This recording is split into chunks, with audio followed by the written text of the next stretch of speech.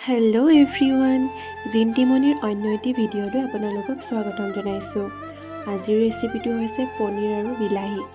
আজিৰ ৰেচিপিটোত মই ব্যৱহাৰ কৰিছোঁ নহৰু আদা, 3টা ডাঙৰ বিলাহী, 2টা পিঁয়াজ আৰু 2টা ডাঙৰ আলু, আৰু এয়া হৈছে আজিৰ পনীৰ। এতিয়া মই এটা প্ৰেছাৰ কুকাৰত সকলোবোৰ বস্তু একেলগে বইল হ'বলৈ দিম। আদা নহৰুখিনি নিপিচাকৈ এনেকৈ গোটা গোটাকৈ কুকাৰত আমি বইল কৰি দিম। ভাত বনাওঁতে আমি যেনেকৈ পৰিমাণ অনুযায়ী পানী দিওঁ, ঠিক তেনেদৰে বইল কৰোঁতেও পৰিমাণ অনুযায়ী আমি ইয়াত পানী দি দিম। ভালকৈ সিজিবলৈ মই ইয়াত এচামুচ নিমখ দি দিম। নিমখ দি 2টা চিটি মৰালৈ ৰখি থাকিম। 2টা চিটি মৰাৰ পিছত আমি এইখিনি ঠাণ্ডা হ'বলৈ দিম।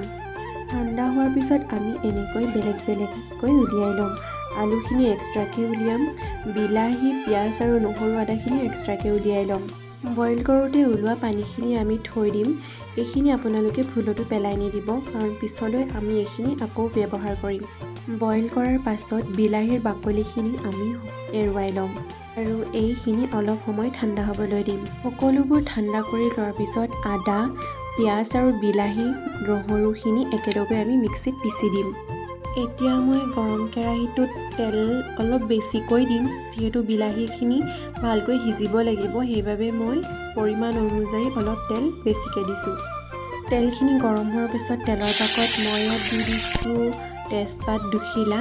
ভালকৈ গৰম হোৱাৰ পিছত তেলখিনি ইয়াত মই দি দিছোঁ বিলাহী আৰু পিঁয়াজ, নহৰু আদাৰ পেষ্টটো। এতিয়া আপোনালোকে এইখিনি ভালকৈ লৰাই দিব। ইয়াত মই ব্যৱহাৰ কৰিছোঁ জিৰাৰ গুড়ি, পৰিমাণ অনুযায়ী হালধি আৰু অলপ পনীৰ মছলা। দিয়াৰ পাছত আমি মছলাখিনি ভালকৈ লৰাই দিম। গেছটো ল' ফ্লেমত দি এইখিনি ঢাকি আমি 5 মিনিট সময় এনেকৈ সিজাম। যেতিয়া ভালকৈ পেষ্টখিনি সিজি যাব, তেতিয়া আমি বইল কৰোঁতে উলিয়াই থোৱা পানীখিনি ইয়াত ঢালি দিম আৰু লগতে বইল কৰা আলুখিনিও আমি দি দিম। আলুখিনি দিয়াৰ পিছত আমি পানীটো অলপ শুকাবলৈ দিম। এয়া আপোনালোকে দেখিবলৈ পাইছে ধুনীয়াকৈ সিজি গৈছে আলু। এতিয়া মই পনীৰখিনি ইয়াত দি দিম। এতিয়া ইয়াত মই সোৱাদ অনুযায়ী নিমখ দি দিম।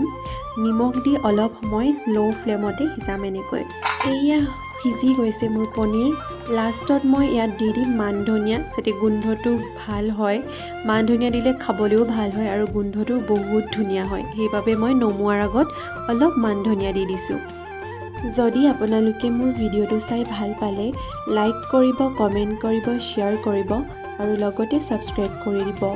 মইতো বনাই খালোঁ, আপোনালোকেও বনাই খাবচোন। কেনেকুৱা পালে মোক জনাব।